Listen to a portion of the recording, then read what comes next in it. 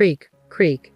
In my wedding dress, I stood frozen in front of my soon-to-be husband's waiting room.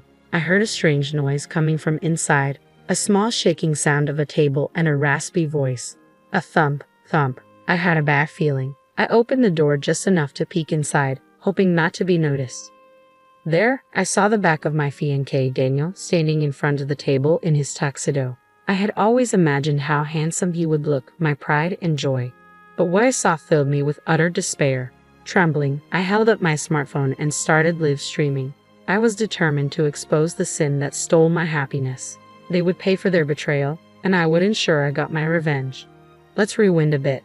After graduating from university, I started working as a spatial designer. I've been working for 4 years now. While being a designer sounds glamorous, the reality is that the salary is low and the workload is heavy, especially on weekends. I've been working tirelessly, and recently I've been entrusted with designing stores for famous brands. I finally felt like I had made it. At the peak of my career progress, my boyfriend Daniel proposed to me. We met through a mutual friend during our university years and started dating as sophomores. Daniel, who was both academically and athletically gifted, was popular at the university. He graduated with honors and excelled in the futsal club. Even after we started dating, girls who were popular on campus continued to confess their feelings to him. My friends thought he seemed like a playboy, but I never doubted his faithfulness. He had a good personality and looks that stood out.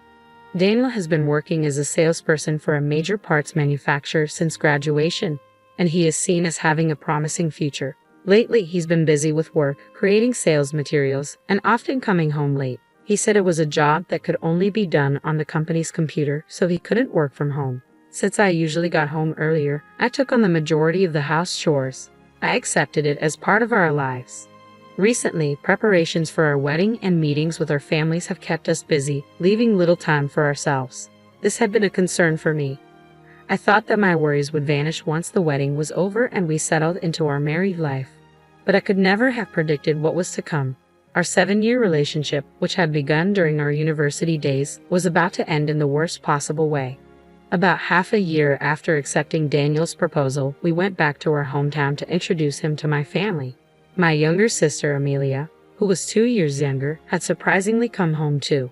At that time, Daniel and I were living in an apartment a 30-minute drive from our parents' house. Amelia, who lived alone at a convenient distance from both our place and our parents', was meeting us at our parents' house for the first time in several years.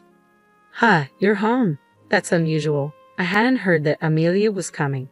"Well, yeah. I wanted to see who my big sister was marrying," she replied. "Oh, so it's this guy. Nice to meet you. I'm Amelia."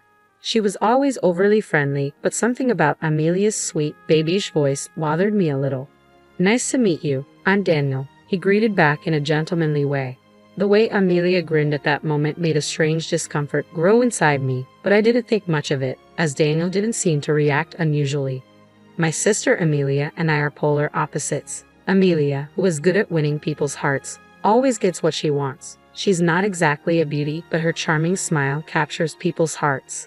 Despite attending a high school with strict rules, she was never disciplined for things like dyeing her hair or shortening her skirt. I know she received more allowance from our parents than I did, being the older one. From the day she was born, she seemed to know what to say to please others and act in a way that made her liked by everyone.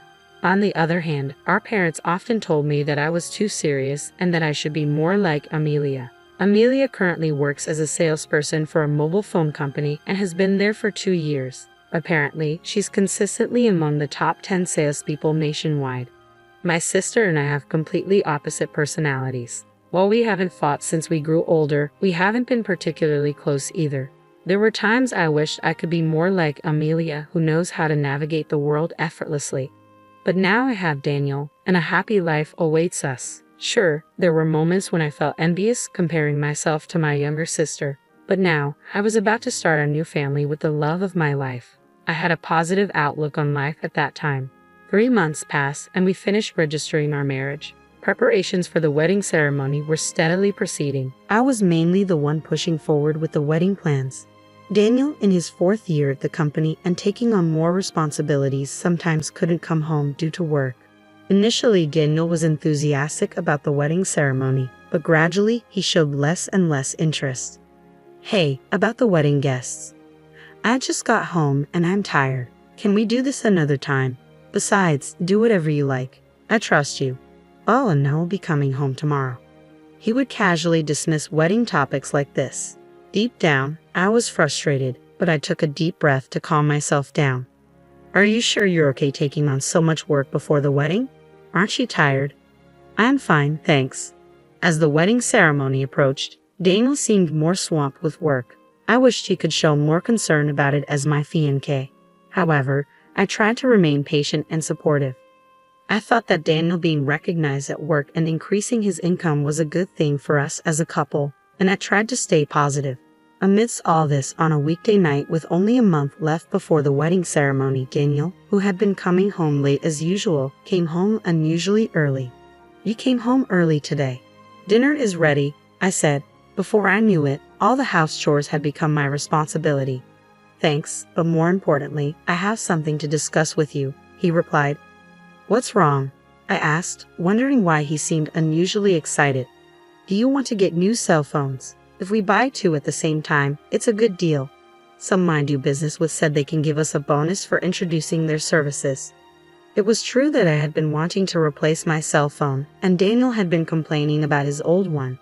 But considering the expenses for the wedding ceremony, we needed to save money. What's the bonus? New models are expensive, aren't they? It's about $4,000 for 2. The bonus is $4,000. His explanation about the bonus faded as I fixated on the amount.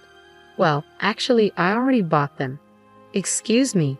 He said he had already bought 2 of the latest smartphones, encouraged by someone he does business with.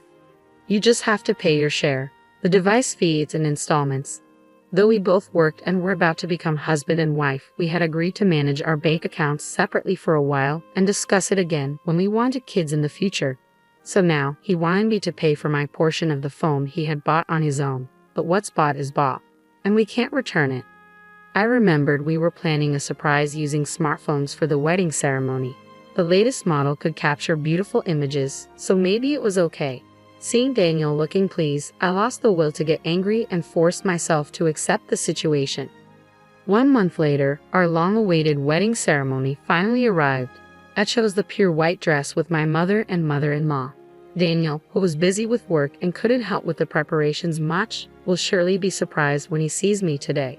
After entering the venue and getting ready, my close friend from university, Mila, came to greet me in the bride's waiting room.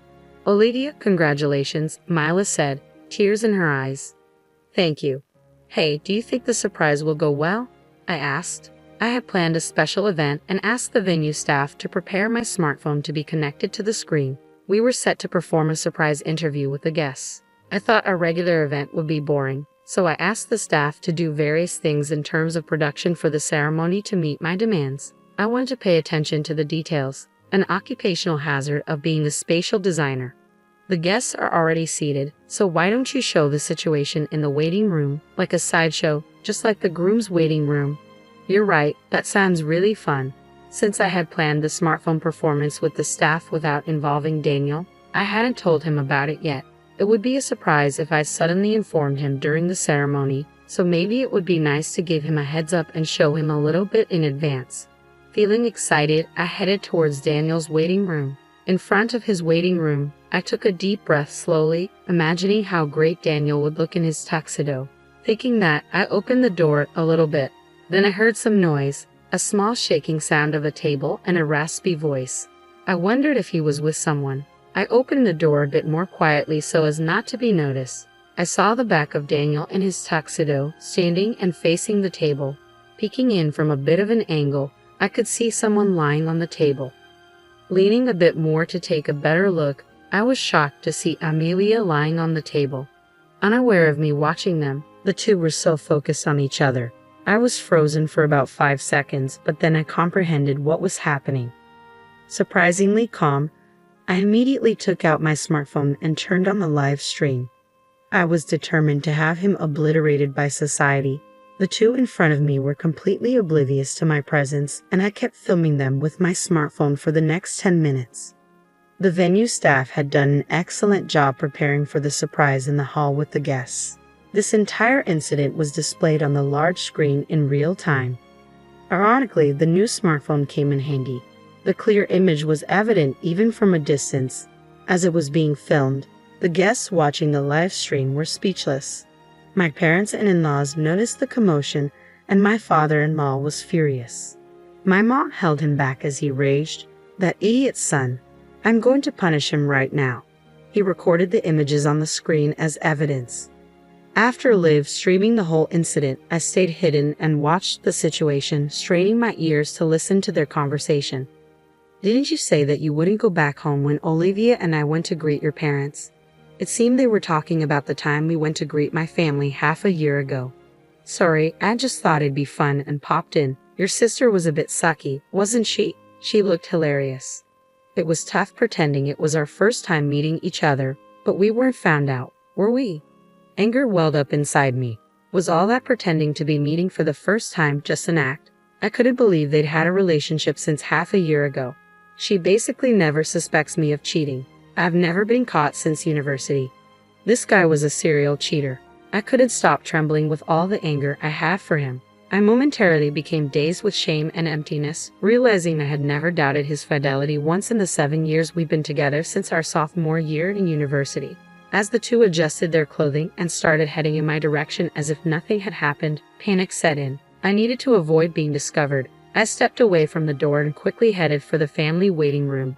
Inside, both my parents and my in-laws were there, all seemingly at a loss for words. My mother was sobbing uncontrollably, unable to accept my sister's betrayal. Although I should have been the one crying, oddly enough, I didn't shed a tear and just stood there silently. Then, unaware of anything that had transpired, Daniel and Amelia entered the room. "Dad, how do I look in my tuxedo?" Daniel asked, exemplifying the phrase, "ignorance is bliss." My father-in-law trembled with anger. "Ha! What's with you all?" Daniel asked, confused. "How dare you?" my father-in-law shouted, barely restrained by my mother-in-law and my dad, who looked ready to punch him. With great effort, I calmed myself down, and my mother-in-law began to explain everything that had happened. As she spoke, Daniel and Amelia's faces turned as pale as ghosts. "Oh hell, this is... explain everything right here, right now," Daniel stammered. Apparently, they had met through work about 3 months after Daniel's proposal. Daniel, who works at a parts manufacturer, met Amelia, who works at a mobile phone company, at a social gathering between the two companies. Unaware that Amelia was my sister, Daniel seduced her, and their relationship developed into an affair. When he found out she was my sister, he didn't end their relationship. It turned out that Daniel had been having regular affairs since his university years. To have not noticed and married him filled me with an indescribable mix of emotions. I was ashamed of how insensitive and unaware I had been. "Oh, I want to marry you, Olivia. I guess you could call this me being too young and not thinking about the consequences at all. I couldn't help but cheat. I'm really sorry, but I swear I'll turn over a new leaf and be devoted to you from now on." Even if he apologized, it was too late now. I had already decided to divorce him. I had nothing to say to this utterly irrational and foolish man. But let me just say this. When you apologize, you should say, "I'm truly sorry," right? Why don't you just start over as a grown-up? "Oh, I'm truly sorry," he stammered. My sister Amelia remained silent, looking down. She was still trying to rely on others even at a time like this. Instead of feeling anger, I pitied her. I left Daniel, who didn't want a divorce, behind as I walked out of the waiting room. I hated my serious personality even at a time like this, but now handling the guests was my top priority. I headed straight to the venue and went around apologizing to the wedding staff and guests. All the guests looked at me with sympathetic eyes. Daniel's associates, friends, and colleagues said, "We will make him take responsibility." At that moment, my feelings of disappointment were stronger than my anger. However, there were people whose expressions couldn't hide their outrage, as if it were their own matter. Above all, it was clear that the two had lost their social status, credibility, and all the relationships they had built with so many people. 1 week after the nightmare wedding, Daniel lost his position at work and had to resign. Several of our mutual friends from university were also invited, but all of them said they had cut ties with him. Amelia was also fired because Daniel's workplace contacted hers about their affair. They were disowned by their parents who had loved them so much. I claimed damages from the two of them and filed for divorce. 2 months had passed since the wedding, and just when I started to think, Was that incident really a dream? I received a call from the venue. To my surprise, they invited me to work as a wedding designer. Apparently, they appreciated my abilities as a designer in the planning and production of this wedding. For someone seriously considering career advancement after the wedding was canceled, it was a dream come true. I accepted the offer without any hesitation. Now, I'm a wedding designer and have become somewhat known in the industry. I work hard every day to make other people's weddings happy, even though it's ironic that I've had a terrible wedding experience. By the way, I put the smartphone up for sale on an online marketplace right after the divorce. I guess Daniel had bought the two phones for my sister at that time. Since it was a new model that had just been released, I was able to sell it for the same price as if it were new. With the payment for damages I received from Daniel and Amelia, along with this money, I'm planning a very nice